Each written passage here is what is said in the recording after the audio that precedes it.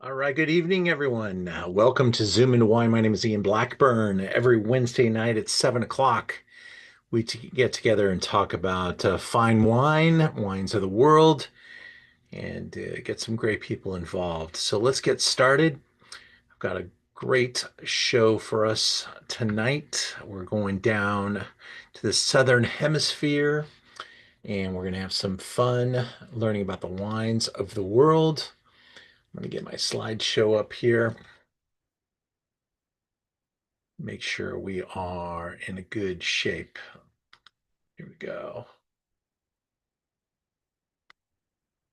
Come on, slideshow. Thank you.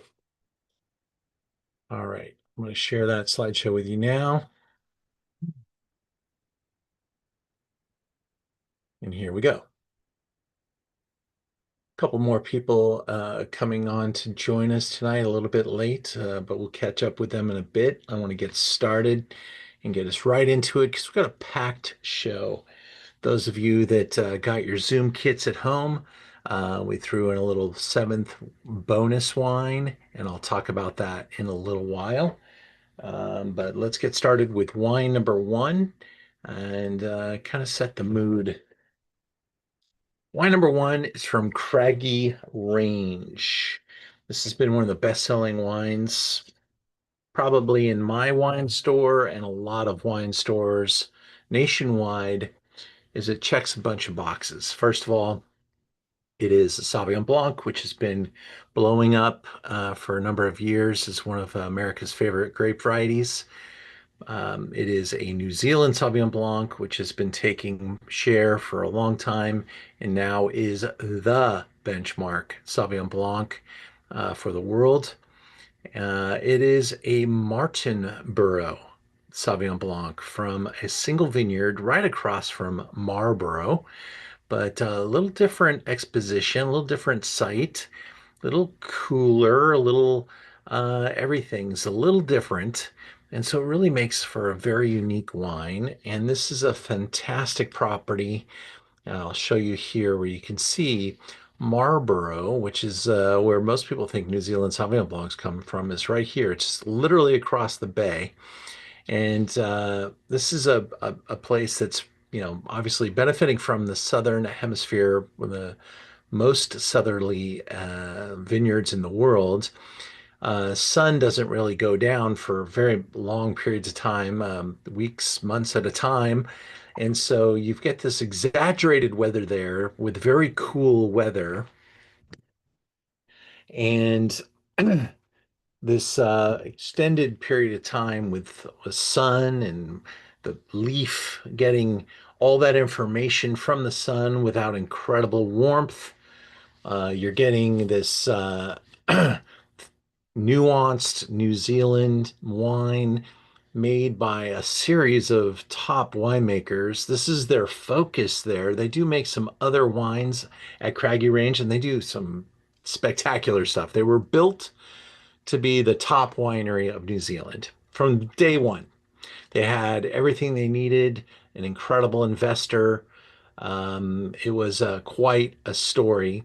And I got to be a little bit of a part of it because this wine came into the world while I was working back in the early 2000s for the importer. Our first vintage, I started with Co-Brand in 1999, and that was the year that we first saw that wine head into the America. And it was really fun to be a part of. And I'm so proud to see how this wine continues to soar. And a number of great wine people have been associated with the brand. I just got a comment about this picture. It looks just like that today. I was able to visit and stay on the property. All of New Zealand is magically pristine and gorgeous. And we are planning a trip to New Zealand in late November. So if you would like to come with me, please go to Learn About Wine and sign up on the website for interest list. It's free. We'd love to let you know when the trip is finally done. We're going through a lot to make this trip happen, but it is a really special spot, and the wines are really great. 2025, by the way, It was considered the greatest vintage of all time for New Zealand. So we're going to see some continued beautiful stuff because this one is a 2024 and we're just heading straight into greatness. So it doesn't get any worse from here. This is 100% Sauvignon Blanc. It's stainless steel, pale lemon color, and you can really get lost in the nose of this wine. It's definitely identifiably New Zealand. It kind of screams from the glass that it is a it's definitely it's kind of that ringer is what we would call it, type of a wine.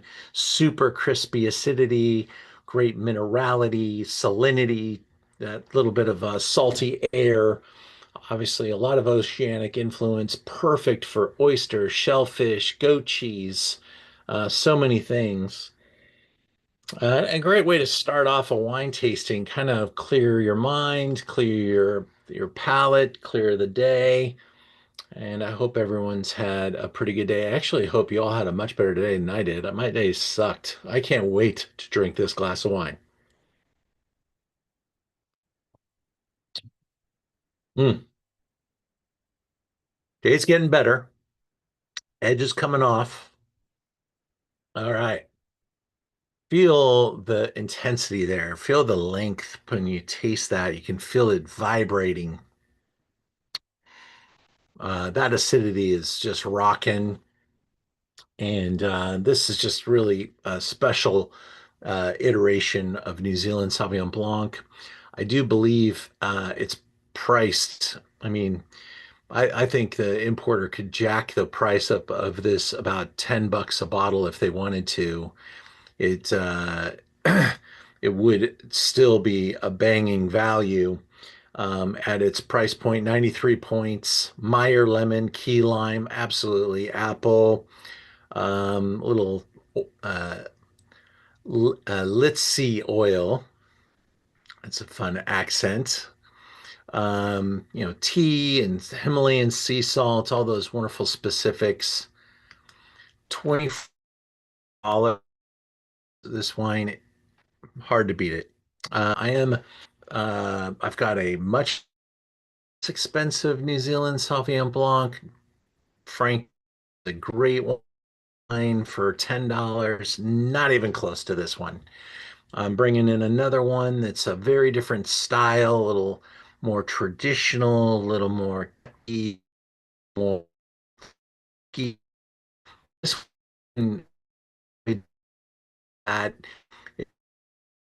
in the B lane, and I think it has all those Sancerre tendencies, but with bionic acidity. It's just tremendous.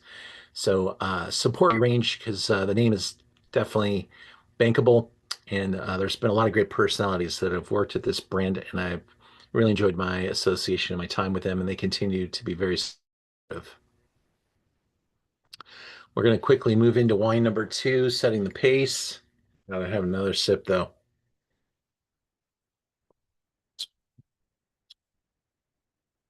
I have been on a very mean diet, doing a very protein heavy program, so almost no wine. But tonight I must have a little bit, especially because these are so great. I'm not even gonna say any.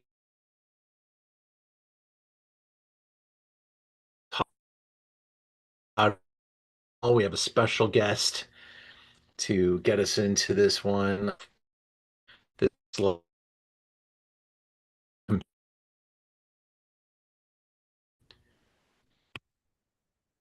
I can see the video there, but it's taking a while to employ in slideshow format. There it goes. Let's go. Hey, when you're putting together a Zoom, you get great people involved, great things can happen. My friend Christopher Levin is in charge of the broadband portfolio here in California. And he said, let's see if we can get an Aussie on board. And he went straight to the source. Andrew Moody is the export manager for Tyrrell's Semillon, or Semelon, as you guys call it down there, right? And this is the VAT1 iteration, which is quite famous. And I'd love to have you, Andrew, with that great accent, tell us all about Tyrrell's and VAT1, and how did you guys even start making Semillon? Sure. Well, let's start with Hunter Valley. So Hunter Valley, as a wine region, precedes Tyrrell's by about 30 years. The Hunter Valley is about 2.5 hours north of Sydney, on the east coast of Australia. Well, certainly people overseas think of Australian wine, their minds very much focus on that big, heavy style of Shiraz that we get from the Barossa. And you can see the Barossa is actually, it's about 1,300 kilometers, about, what's that, 900, 1,000 miles away from us in the Hunter, on that sort of section close to Adelaide. So the styles of wines that we get from the Hunter region is very, very different. The weather, the climates, the soils.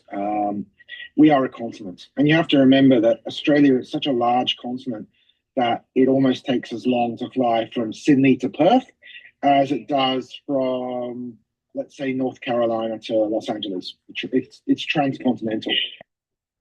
So here we are in the Hunter, 2.5 hours north of Sydney. And about 200 years ago, almost 200 years ago, a man called James Busby was sent by the colonial government of New South Wales back to the old world, especially to France, to collect some vine samples and to bring them back to Australia and start a wine industry.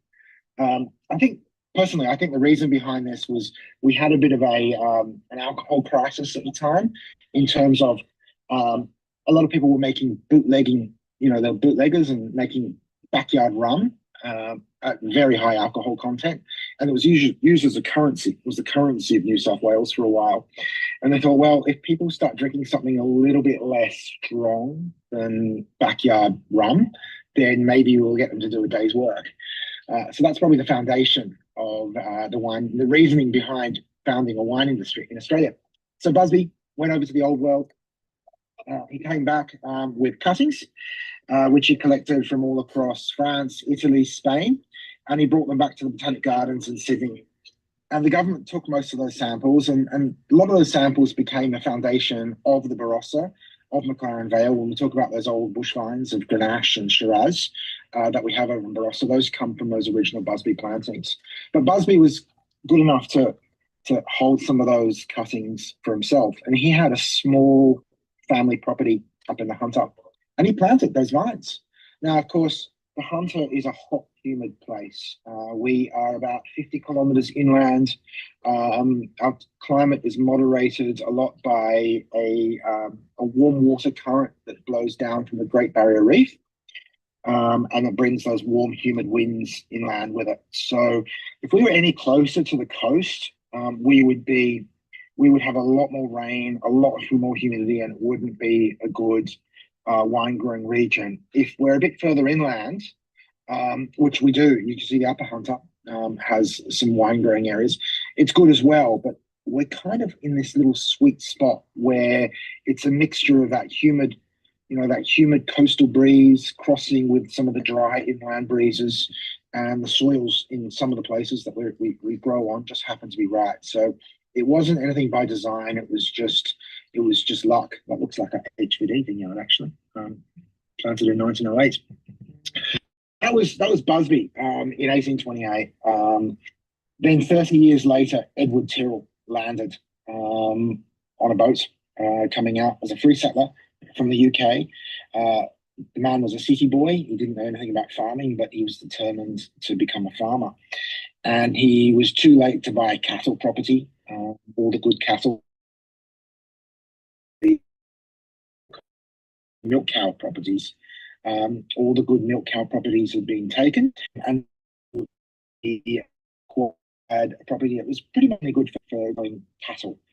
His job, you didn't get it for free. He had to buy it, but it was part of the settler movement. So the only thing he had to do was to clear the land and build a structure and live in it. He couldn't be what's called, you couldn't have a remote cheap. He had to build a winery, and that's there. That we've got, which is now the Summer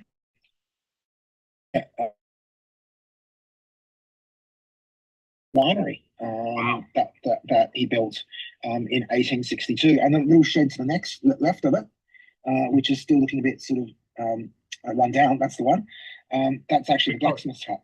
The wine that we picked for today from Tyrrell's is a Semillon or Semillon, and it's a very special one. There are a couple different iterations, but this is VAT 1. What does that mean? Okay, so the Semillon was planted in the, I say, 1960s or so. And again, it's a variety that would have come out with Busby, and its name would have been lost. You know, Semillon, I believe, is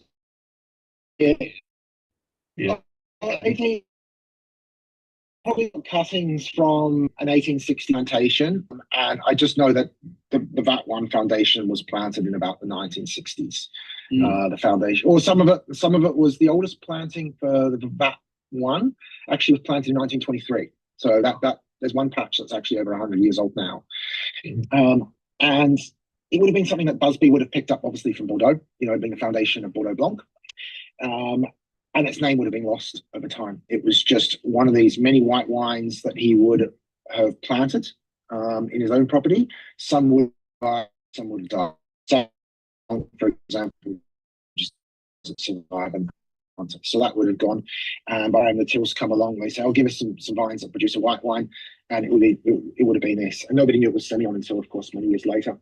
So what happened is, the story with the VAT 1 is we've got several plantings of Semillon around our estate, but we're finding that the team was actually making the better bits of Semillon from a couple of patches, and those would end up in the first VAT.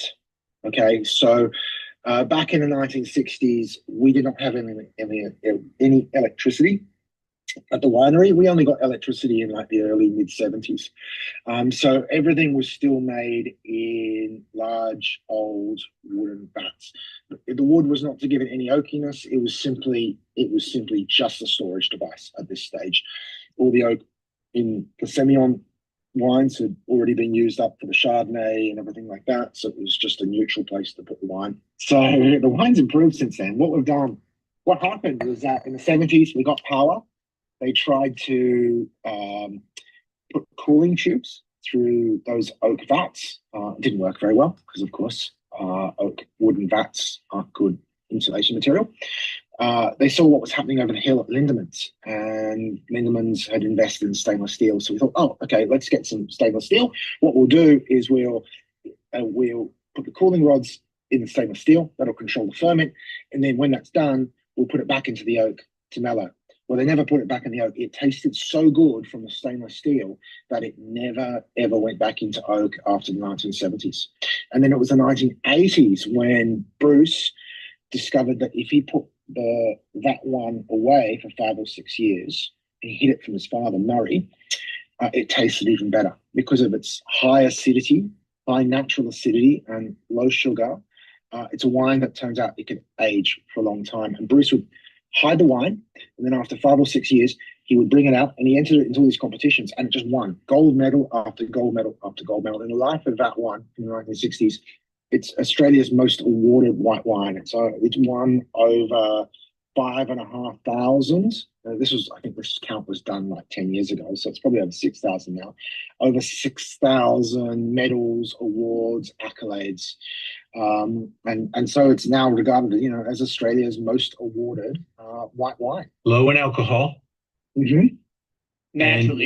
Naturally. And yep. Something that you can put in your cellar. Obviously it's great to drink it right now, but you could save this for how long is the 40 years? 40 years. Yeah. Well, we have this vintage. You could do.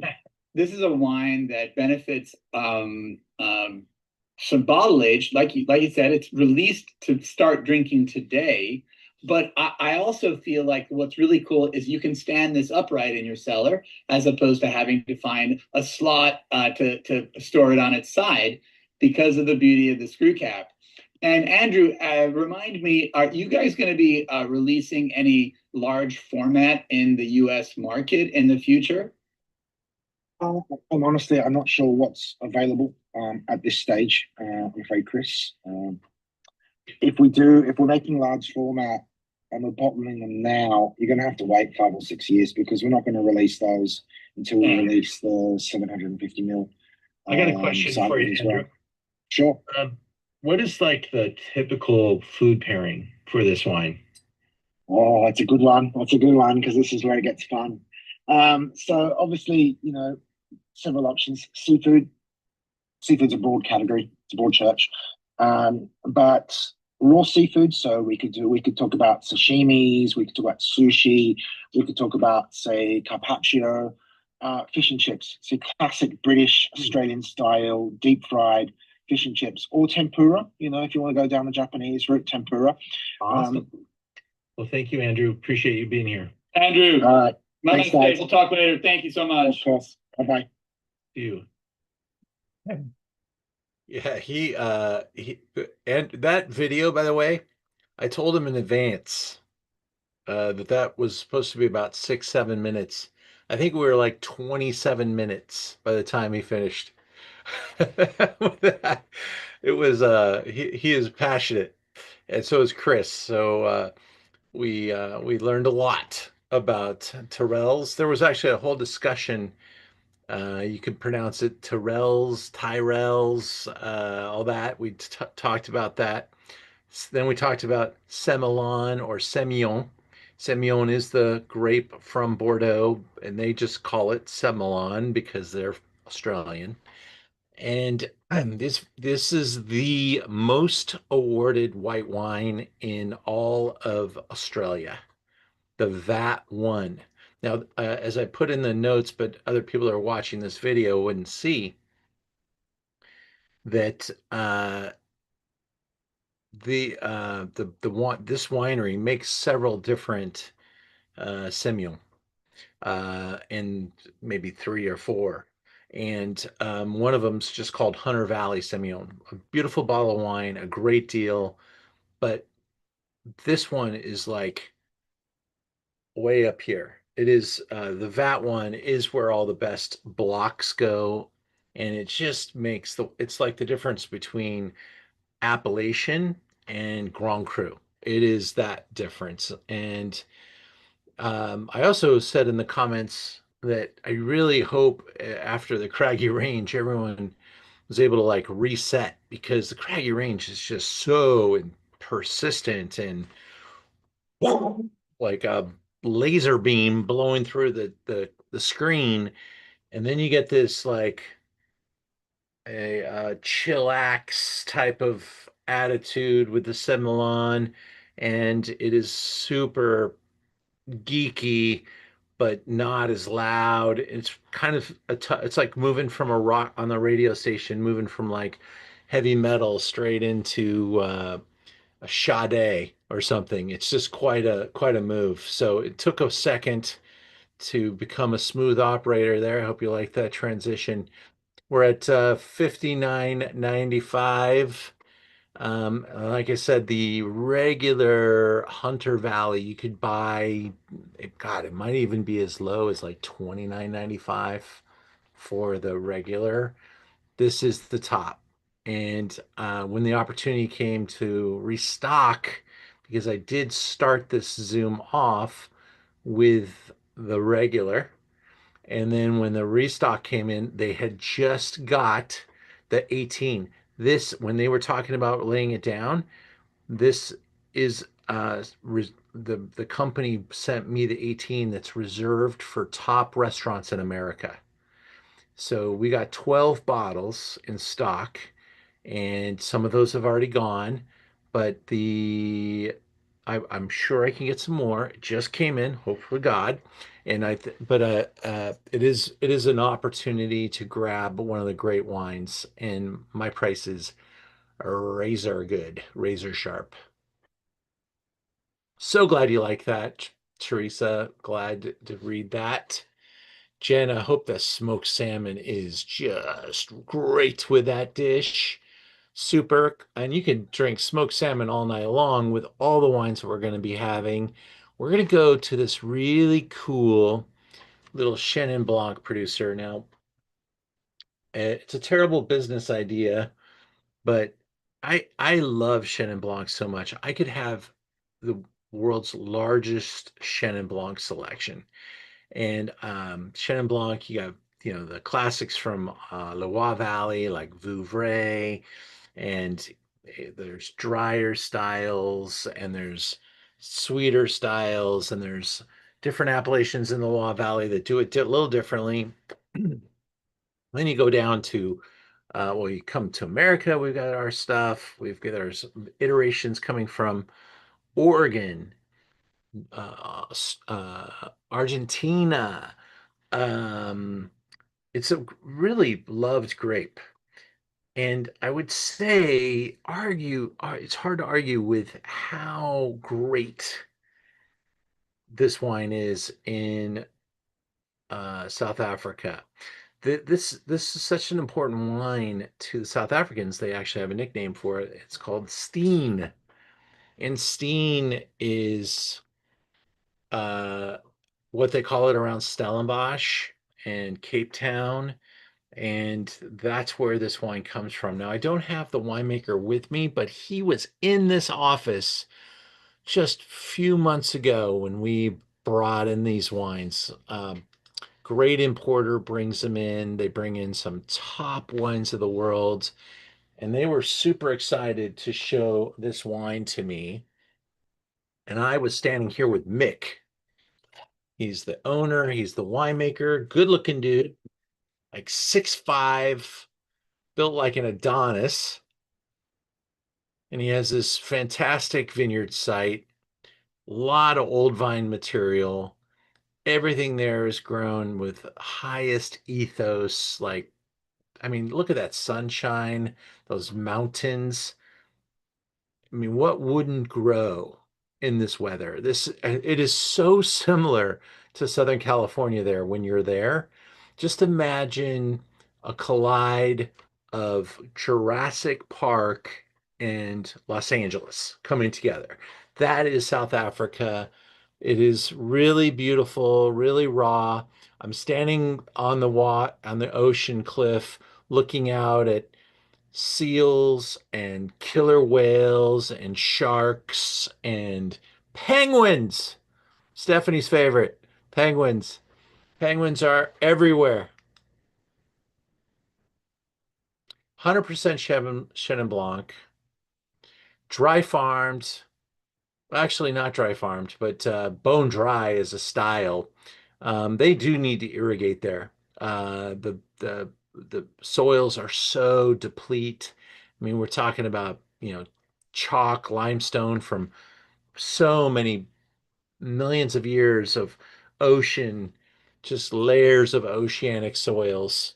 So very, very poor soils for anything else but grapes, and fantastic conditions to grow grapes. So Chenin Blanc can create sweet, long-lived wines as well as these dry styles, flowers, damp straw. I want you guys to think about that when you put your nose into the glass, because that's like the bing. Oh, we're drinking Chenin Blanc, damp straw. And I'm starting to see that reference often. It's great. Uh, and you got to have a little honey in there. Not sweet honey, just the smell of the honey. Generally high in acid. Perfect for lots of reasons. I mean, it's like Chenin Blanc weather, 365 in Los Angeles. It was about 80 degrees in our winter day today. Just spectacular weather we're having here in California. And they have it in South Africa as well. It's a gorgeous place to visit. The dollar is king there. So when you get these really well-made wines, this is a single vineyard Chenin Blanc from old vines. They get really low yields. They bring it in, making it at the highest level. I'm gonna tell you right now, honestly, this is one of the most expensive Chenin Blancs in South Africa at 32.95. Now, I carry one that's even more expensive, but it's called like I think the first letter is F is the cuss word. FMC. And that's the because it's like the craziest Chenin Blanc made. And so those are the two hyper examples of Chenin Blanc that we have on the website. Then I have all kinds of Chenins that fall in different price points. Let's measure this one out. I'd love to get your guys' feedback as you taste this with me. Was I crazy when fell in love with this wine? Because I think I haven't tasted it yet, but I want to taste it with you and hear what you think.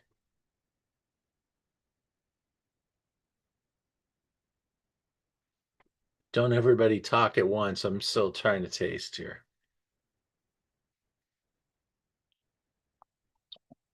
Stephanie, you and Dave got any feedback on this one? Stephanie is our new white wine fan. We're converting her. At first, I mean, it was hard because I really, really love number two, right? So at first, I wasn't, but as the more I have it, the more I could see on a hot day, it would be nice. Spoken like a true white wine fan. Amy. Great to see you, Amy. What are you thinking?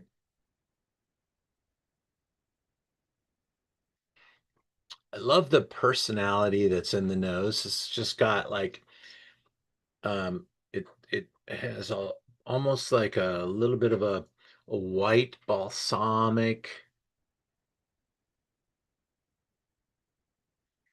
The perfume's really cool.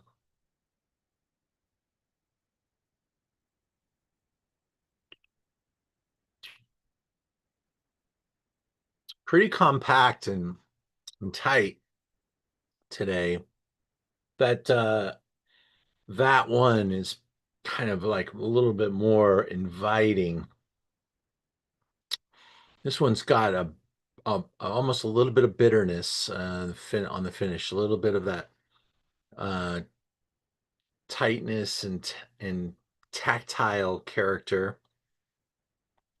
It's sounding like I don't like it, but I do. It's just really it's interesting to taste these in line like this.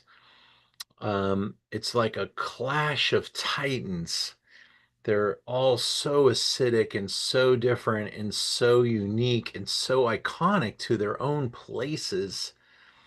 But I'm not sure I would recommend stacking them up the way we did because it is we need to have like a three-course Michelin meal between these wines. These wines are just crying out for food. This is not the casual Chenin that you're gonna pull out to, you got an inexpensive bottle of wine. This is a benchmark Chenin Blanc. That character unravels, and this wine will age like a beast. The nose is so cool. It's like whetstones, white balsamic, sea salt, Asian pear. I haven't picked up the honey yet.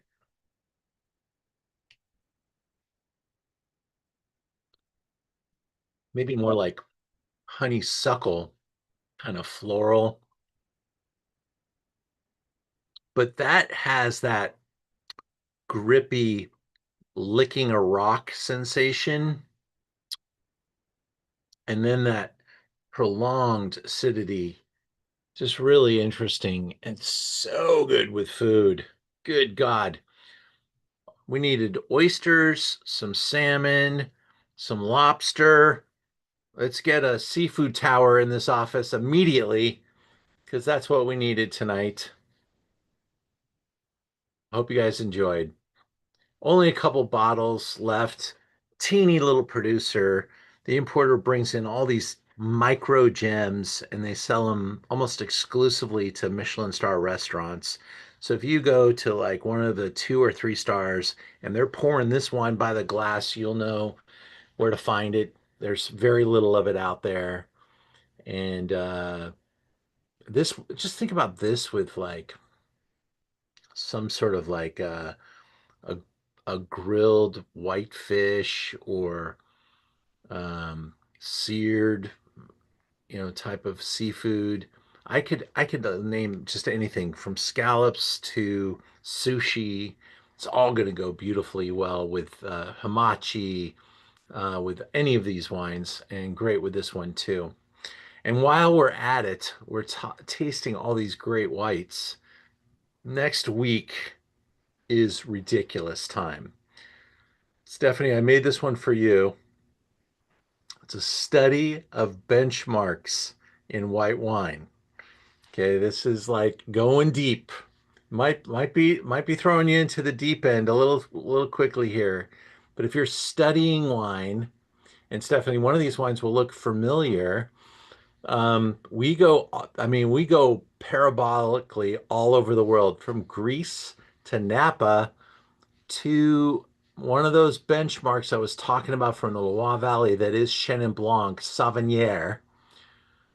Then we jump over to one of my favorite producers of Gruner Veltliner from Austria.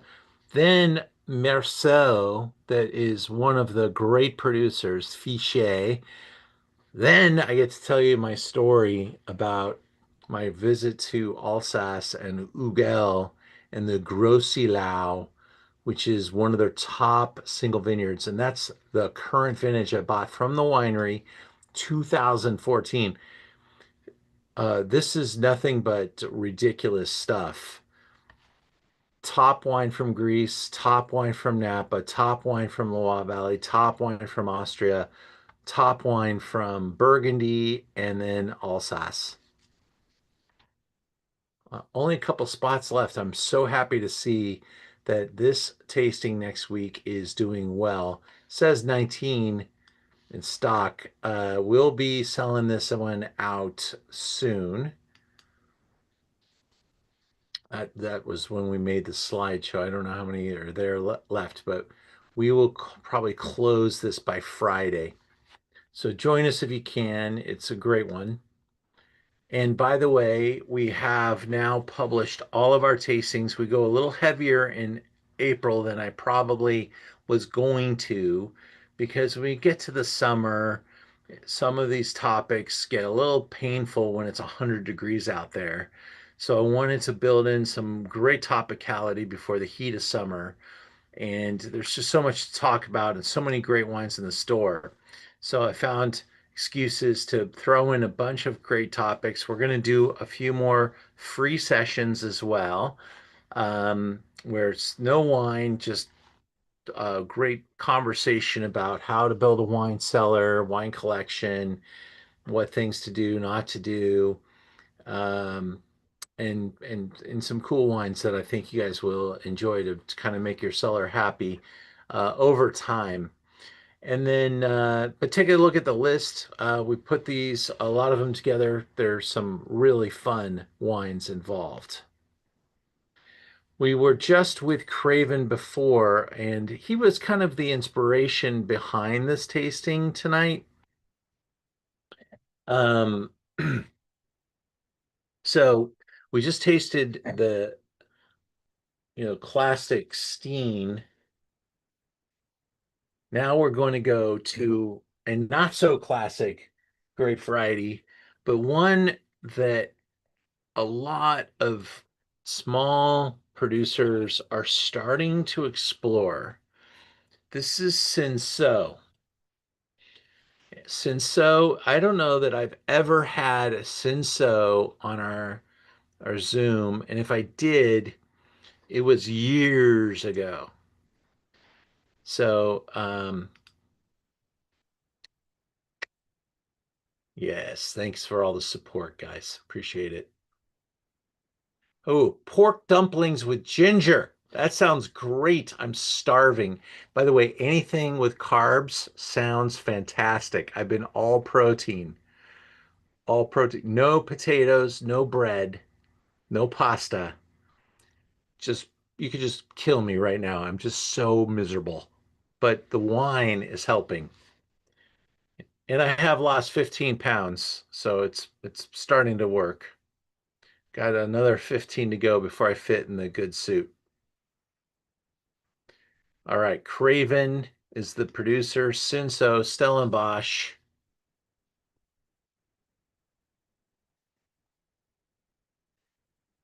Let's go right into the wine. Cherry, strawberries, cream.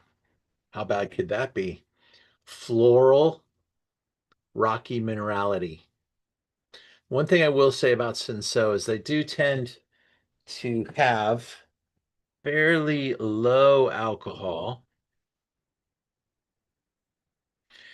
And I said that knowing that this wine should or could, and it's really low. It's 11.5.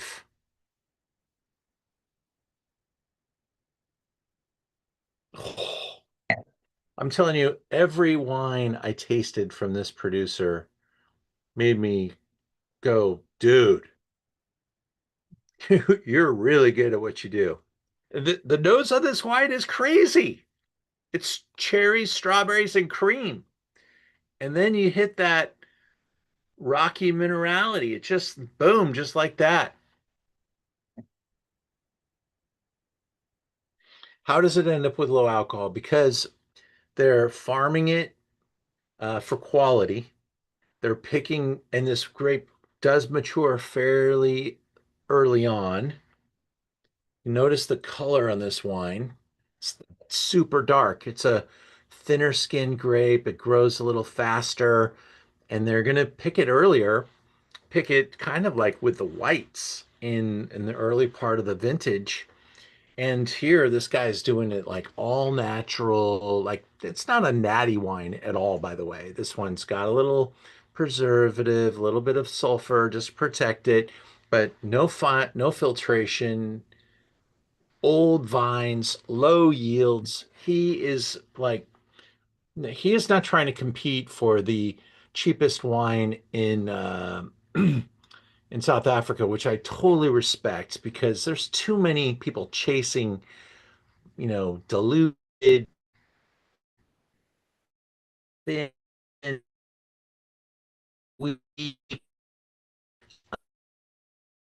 stuff and really around $30 South Africa. So why would you go down to like 10, $12 for South Africa? It's just not where you're going to typically find the greatest example. 91 points Vinous. That's the dude right there. That's Mick. Super tall. When he showed up to see me, by the way, he had been lifting a lot of weights. That's pictures before he got a personal trainer, I'm pretty sure. $24. Okay. This wine is 3 times as expensive as most Stellenbosch he is putting the quality work in and doing super detailed stuff. And the importer brings in, this is probably the least expensive wine they sell. Uh, they sell me like $300 Burgundy plus and I don't buy the $600 stuff because I can't. Um, but they have really good taste, really high-end selections, and this guy's representing, at the top end, small, small, small, small. This is not a grocery store producer for South Africa, but man, that nose is so cool. All right, Stephanie, you guys like some old fashions too. Do you smell the blood orange peel in that thing? It's kind of got a little bit of that. I can see that. We definitely taste the minerality. Mm-hmm. 11.5. I'm just saying, you could drink this at work. I do. All right, we're gonna go straight into is this five already? Or yeah, five. Where's the fifth one? Put a bottle somewhere. I can't find it. Mm, delicious. I'm gonna drink that one later. If I survive. I haven't had wine in weeks.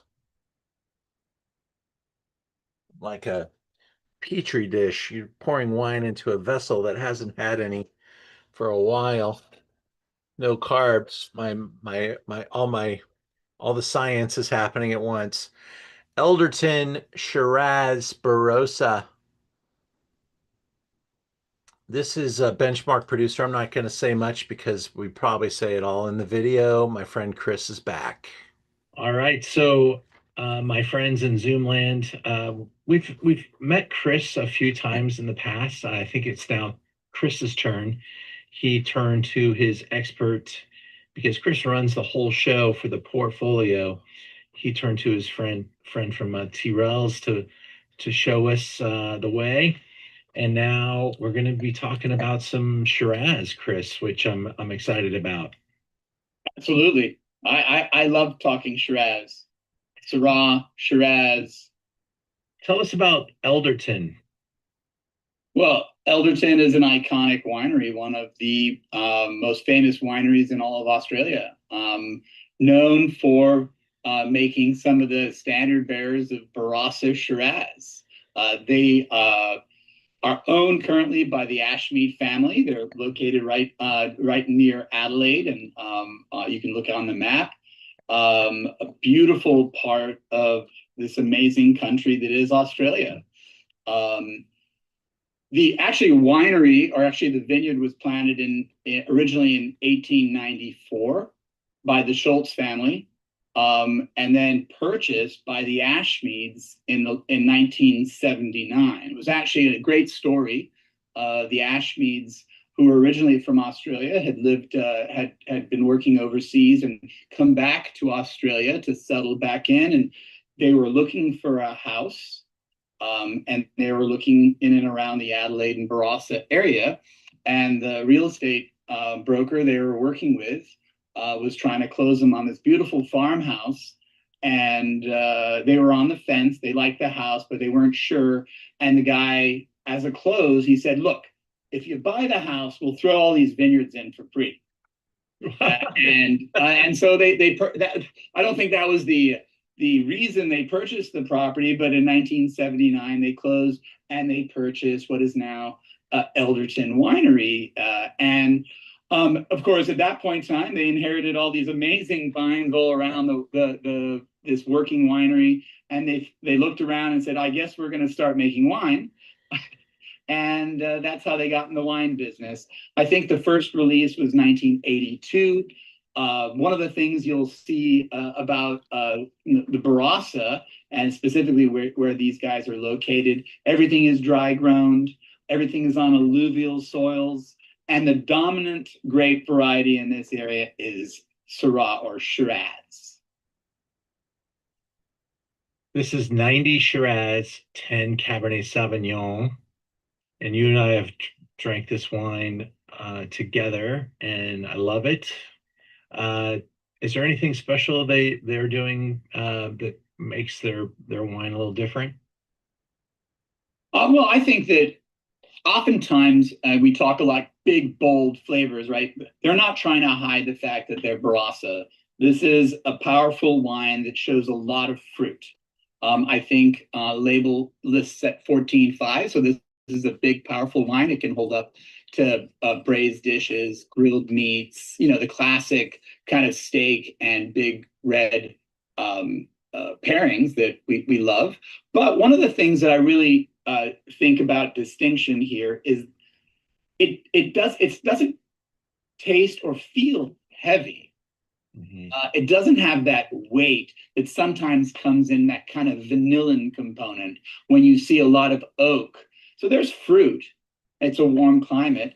There's fruit, but there's richness and elegance as well. And I think if anything, I would say that Elderton's Barossa Shiraz is both big and bold, but restrained at the same time.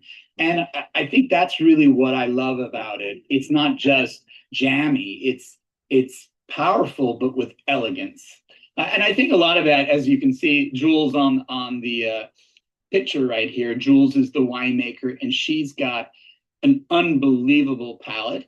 I think her love for Riesling is why she makes such delicious Shiraz that shows a little bit of that wonderful acidity as well. Well, it's I have actually been to the Barossa Valley, and it is a gorgeous place, and the vines are canvassing the entire area. You can see some beautiful older vines here, and sunshine is drenching. It can get very warm in the summertime. Harvest is around February, March, and the vintage that we have in our store, 2019, we're showcasing it at around $34, which is a really great price value and a delicious way to show off the variety tonight. Thank you, Chris, for joining us and telling us about Elderton. Anything else you'd like to close with? This is you have a sensational price on the list. There's some fruit in this. There's over 50-year-old vines. The pedigree that's in this bottle is outstanding, Ian. So kudos to you for picking two really outstanding wines and having this Elderton Shiraz, especially with a little bit of bottle age, is outstanding. So it's a jump on this one. Thank you so much, Chris. We'll talk to you soon, and I appreciate all the support always. A pleasure, Ian. Thank you. So when the Eldertons were in town, I I'm kind of giving my spiel that I'm really working on trying to find wines that are, iconic to the place, that represent the terroir, small families, and I don't have a ton of Australian wines, so I'm very selective. And 2019 became available to us um, through that relationship. I really enjoyed it. I picked it amongst many different offerings from this producer, and they are just a really decent family. And of course, Chris is remarkable too. And I love having uh, a wine like this in our arsenal, and the price point is really, really strong. So if you enjoyed it like I did, um, I'm not sure how many of you have been to the Barossa Valley, but when I was there last, it was probably 118 degrees. It was so hot. It was it was the right time of the year to be warm. I was there probably like December, um, January, many years ago, and even the kangaroo were not participating. They were like, "We're out. It's too hot." And yet the vines kind of shut down at that temperature, and the warm temperatures can um, do a lot of things. They start to dry out the fruit a little bit. Some of the fruit gets a little smaller. The skins of the fruit get a little thicker because they're protecting what they're creating. That's what the vines do, and that's why Barossa is so interesting.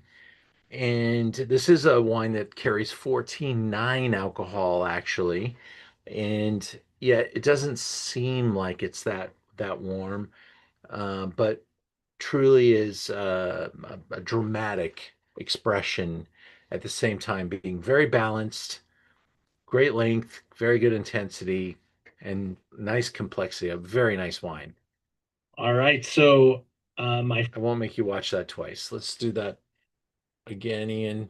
Let's go back. Where did that go? Technology has not been my friend today. I don't know if any of it is it. Are we in like retrograde or something? Because I'm having some problems. Libra is broken here.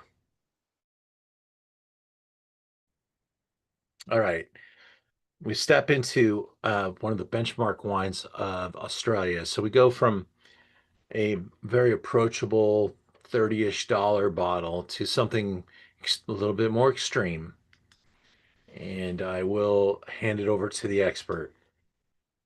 Each week when we zoom into wine, we try to get great experts to help us out. And today we get Andy Ulrich, who is the portfolio specialist for Winebow Imports, and quite frankly, just one of my favorite people to work with in the wine industry.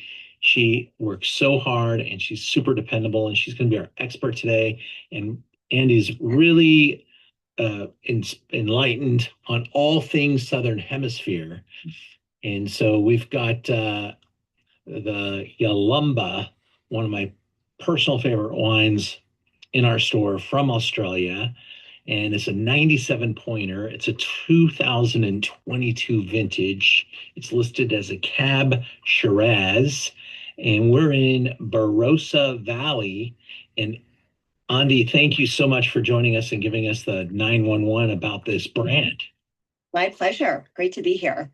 Talking also too about one of my favorite wineries and more importantly, winemaking families since 1849. Wow. Yeah.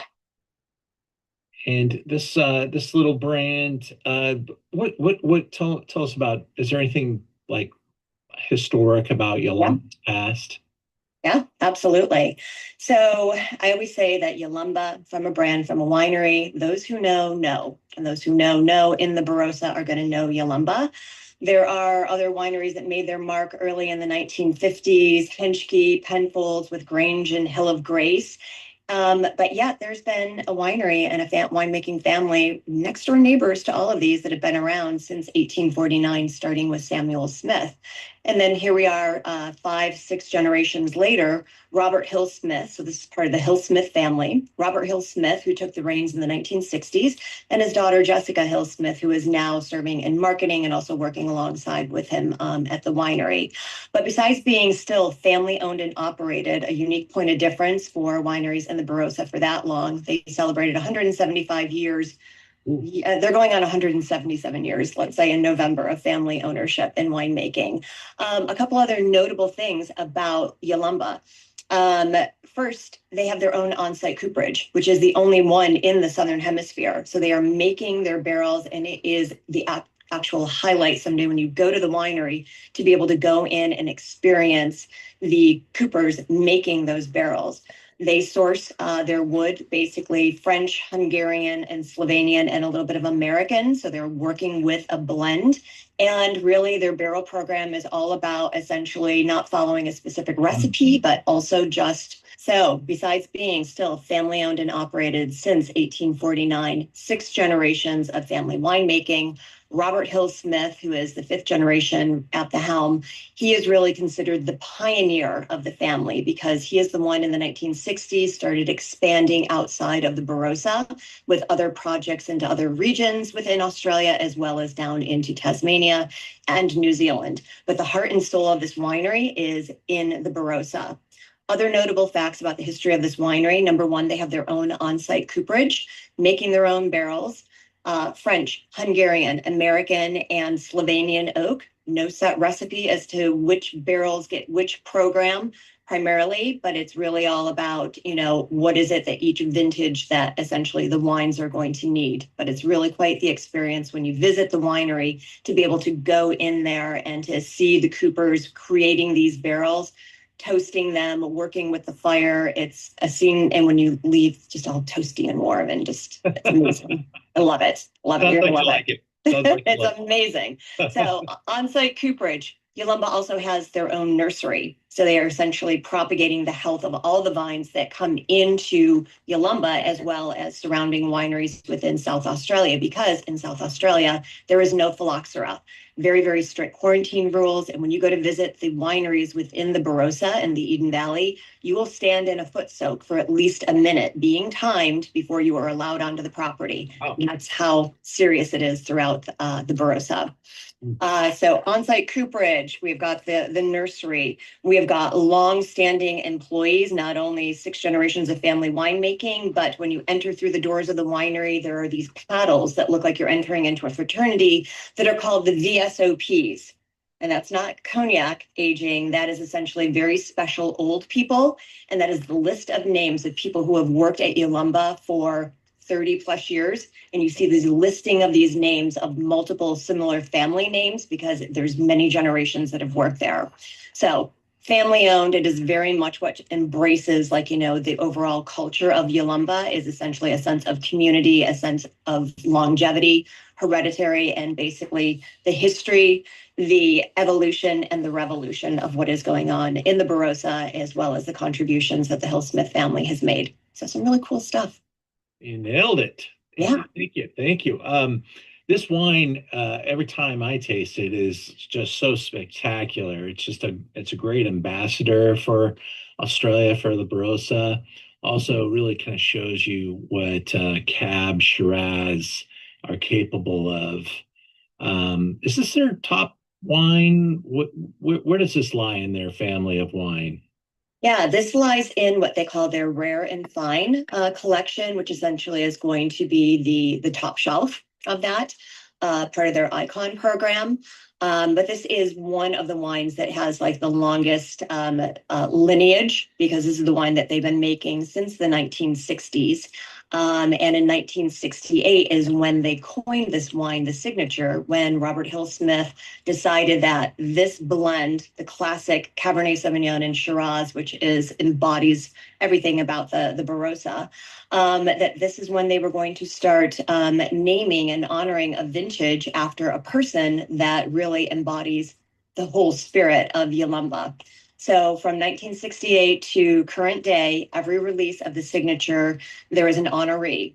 And with this vintage, Paul Medulo, who is a sales executive for Australia and New Zealand, had this vintage named after him. And with that honor comes your name on the bottle, and then your story of Yalumba is on the back part of the bottle. So again, that classic blend, 51% Cabernet Sauvignon, 49% Shiraz.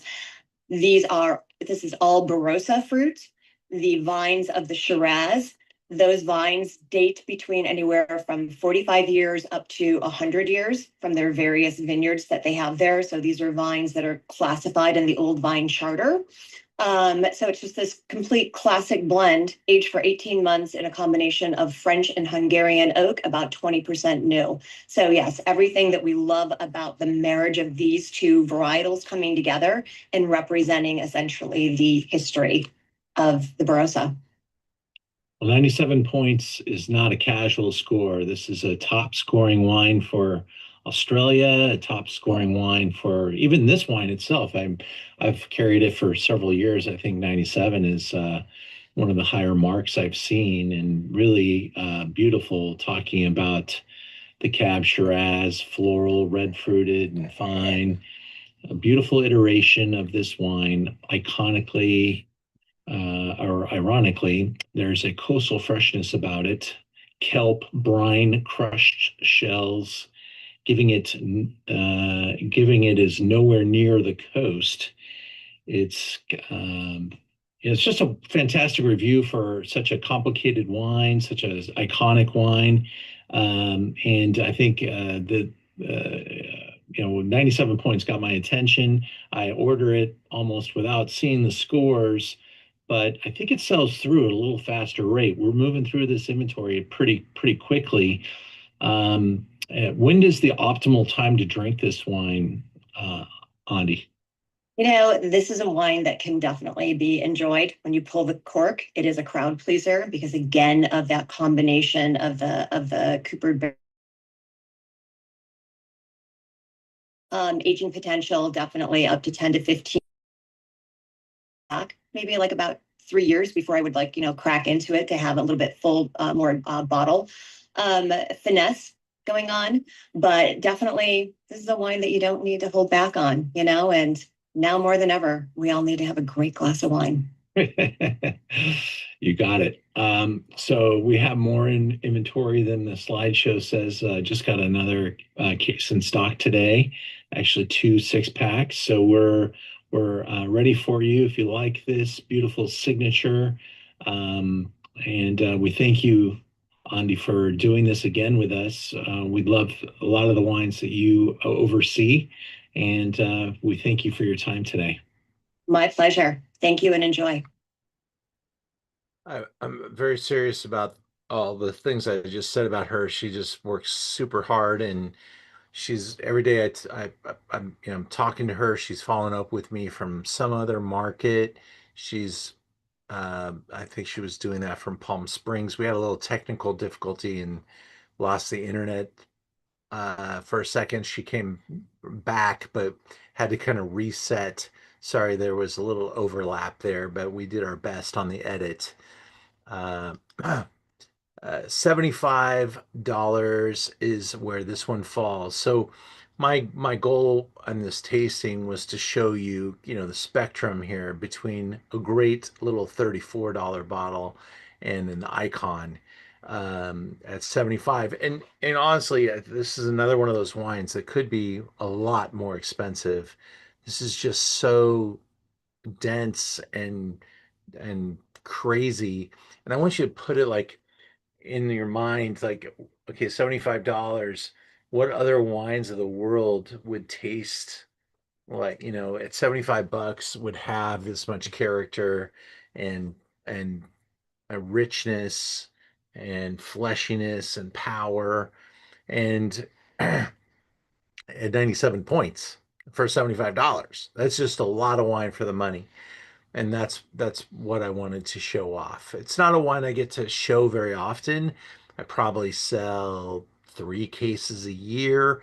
And but again, this 97 has been flying through a little quicker than the others, and that's good. That's good. I really root for the great small producers. And I love the little story about the signature. There literally is the name of the sales manager. He's worked there for like 35 years, right on the bottom of the bottle. And every year they do that for one of their VSOP, very special old people. I thought that was super cool. All right, a little bonus for you guys because you guys deserve it. A seventh wine, and so I also realized, hey, we're going, Southern Hemisphere. We're tasting a little bit of South Africa. We haven't tasted any Pinotage, and it's been like years since we had a Pinotage on the program. So let's talk a little Pinotage. This is Baxberg, 2019. This is down in Parle, which is directly to the east of Stellenbosch, Cape Town. And I went there down there many years ago. I love what I found in South Africa. I know a lot of people that are down there right now. My friend Chris and some others that I love that have worked here in LA, and they decided to relocate to South Africa and start a life in South Africa. I think it's brilliant, and I'm hopeful to hear great stories about everything that they're working on and doing. The wine industry down there is tumultuous. They're suffering from different different things. And during the pandemic, we were so involved in trying to promote South Africa because only wines that could be exported to America were being sold during the pandemic. They couldn't sell any wines to the locals. And I thought that was just barbaric, but it was part of the government shutdown. They wouldn't allow alcohol sales. And there were all kinds of things that were challenging for me. But this particular estate goes back to the early 1900s. The Baxberg organization, really well run. A lot of wineries have these ethos where they're there to like not just employ people, but to educate them, provide them with great health care, and really turn them into like family members that are there for a long period of time. And this is a little teeny winery that makes beautiful little juicy wines. We've sold hundreds of cases of Backsburg through years. I bought a bunch of the 19 Pinotage a while back. I still have several cases, and Pinotage is a little bit misunderstood. It is a hybrid grape. They took a little Pinot Noir and Cinsault, brought them together, and created this new species called Pinotage. The idea was that they wanted to kind of knock, it's the irony of it, because we're talking about back in the 1800s, 1700s. They wanted to knock some of the fruitiness out of all of the sunshine that was happening in South Africa and create a grape variety that didn't taste like it was getting all the sun. So they created Pinotage to smell a little earthier, a little bit more reminiscent of Europe, because Europe was drinking the wine faster than they were making it. And so South Africa became a very valid wine market for the European market, and Pinotage was born. It had a moment when it was, the wine to drink and the value and all that stuff. And it's kind of had to take another position now as a kind of a benchmark variety that we should be identifying. Um, it's now classic to South Africa. I do know a couple of people that are growing it in California just for fun. South Africans, of course. There's always like a little reminiscence of like s'mores around the campfire whenever I smell uh, Pinotage. Some producers a little more pronounced than maybe this one. And this one's got just a little bit of bottle age, 2019. Like I said, I used to buy this Baxberg brand by like the 25 case half pallet. I would bring in the rosé, the Chenin, the Pinotage, all in and I get the best price possible. Because during the pandemic, we were looking for wines with exceptional price value, and nothing was coming in with that prescription better than South Africa.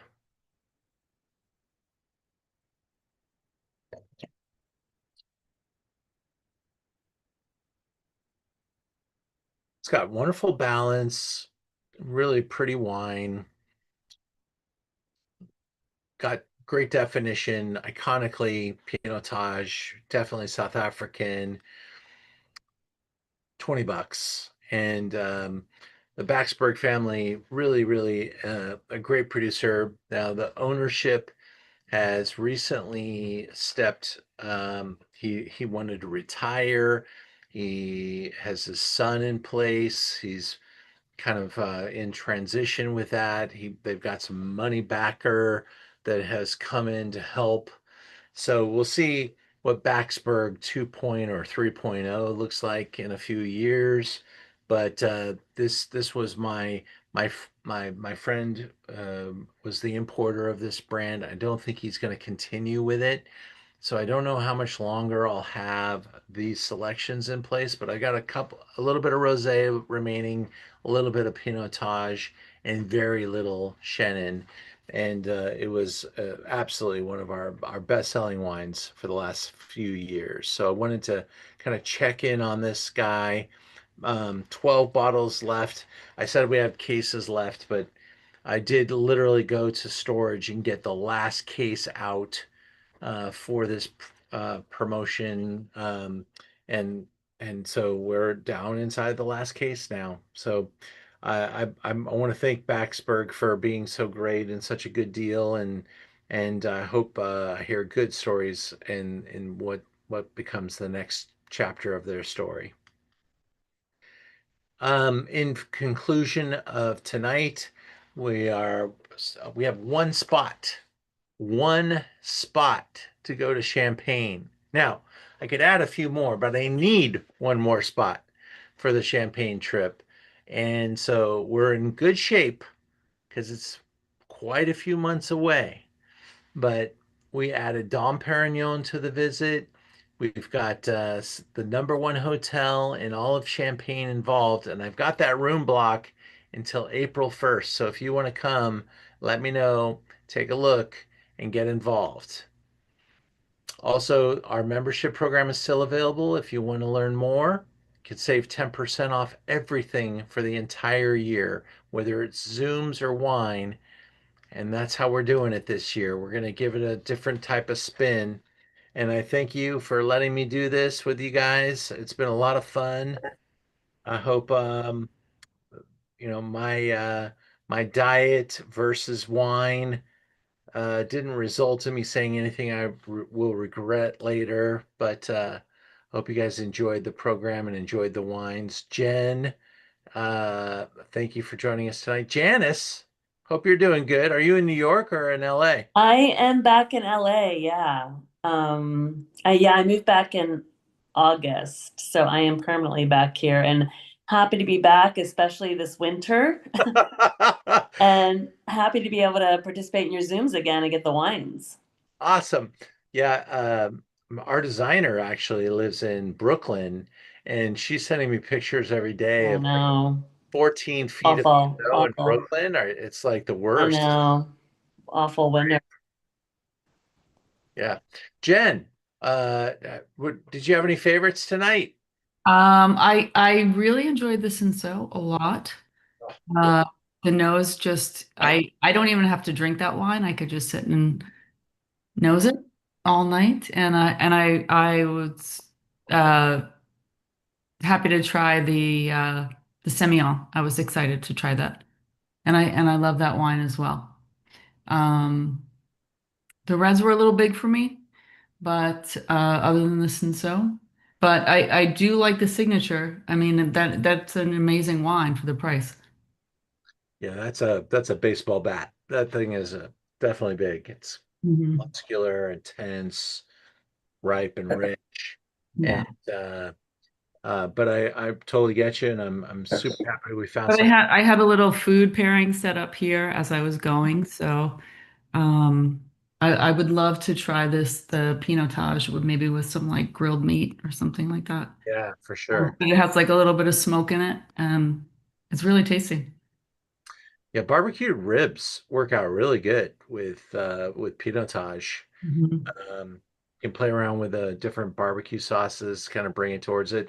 Just something fun. I'll use a little cacao with a barbecue sauce. It's kind of fun. You can. Okay, so I also had some chocolate here. Mhm. That's fun too. And the And- s'mores reference, don't take that lightly. That's a really fun thing to do. Mhm. Melted chocolate with pinotage works pretty good. Yeah. So yeah, it was fun. It was great. Thank you. Pleasure. I'm so glad you could be here. Amy, it's always great to have you here. Teresa, thank you so much. Janice, I'm so glad you're back in LA. And Yeah, I wanted to ask, I don't know if I can ask an off-topic thing. I was just in Cabo last week and had some fantastic wines. all And right. I haven't had a chance to look at your assortment of Mexican wines, but I had some really great cabs that literally would rival California cabs, and just wanted to get your thoughts on wines as I look through your website. Well, I wish I was exposed to all the things that are happening in in the wines of Mexico. Like if you were down in Cabo, you're seeing Yeah. stuff that we're not seeing. Oh, yeah, I didn't know if they were like imported or just small producers, but they were fantastic. Yeah, I think there's definitely a revolution going on down there. Honestly, the fun way to think of it is like trying to sell Mexican wines into California is like bringing a sack lunch to a buffet.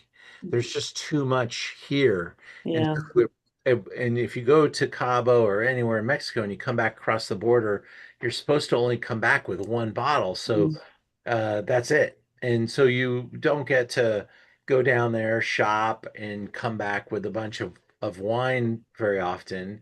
And there is a lot to appreciate down there for sure.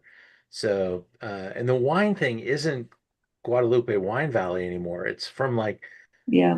it's south of Tijuana all the way to Mexico Mhm. City now. It is Mhm. it's global. The business is going global. Most of that stuff is going to Northern Europe where they don't make a lot of wine and other countries of the world.